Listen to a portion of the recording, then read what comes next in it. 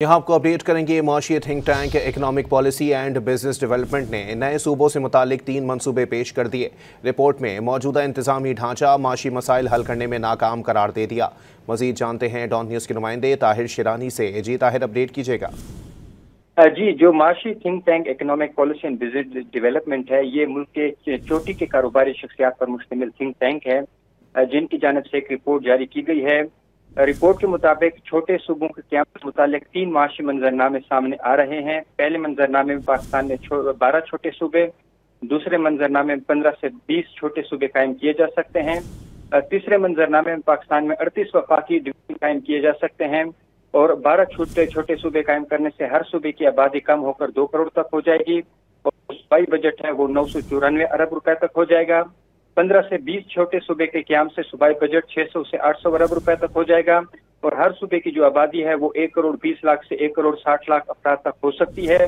38 वफाकी डिवीजन कायम करने से हर डिवीजन की आबादी 63 लाख के नफूस तक हो जाएगी और पाकिस्तान की जो 24 करोड़ 15 लाख आबादी है वो सिर्फ 4 सूबों के क़याम पर क़याम है। इसमें रिपोर्ट है उसके मुताबिक पाकिस्तान की औसत सूबाई आबादी 6 करोड़ से जायद है।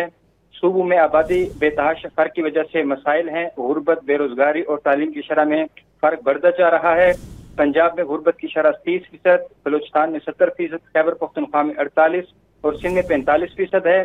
रिपोर्ट के मुताबिक आबादी के दबाव की वजह से सूबों को वसाइल की फर्क दिखाई देता है। पंजाब को 5355 अरब रुपए फराम किए जा रहे हैं, बलूचिस्तान को 1028 अरब रुपए मिल रहे हैं और रिपोर्ट के मुताबिक सूबों में बेतहाशा आबादी की वजह से माशी मसाइल गंभीर होते जा रहे हैं। छोटे सूबों के क़याम से बजट को बेहतर तरीके से इस्तेमाल किया जा सकेगा। छोटे सूबों के क़याम से गुर्बत की शरह में खातर खा कमी होगी। छोटे सूबों के क़याम से बेरोजगारी के बेहतर मौके मुयसर आ सकते हैं और वफाकी डिवीजन के क़याम से टारगेटेड माशी इक़दामात शुरू हो सकते हैं। रिपोर्ट के मुताबिक छोटे सूबों के क़याम से सूबाई आमदन में इजाफा मुमकिन है और छोटे सूबों के क़याम से ज़राई आमदन में इजाफा मुमकिन है और इसके साथ साथ ज़राई इस्लाहात सूबाई आमदन में GDP का 1% इजाफा भी हो सकता है। जी, बहुत शुक्रिया ताहिर।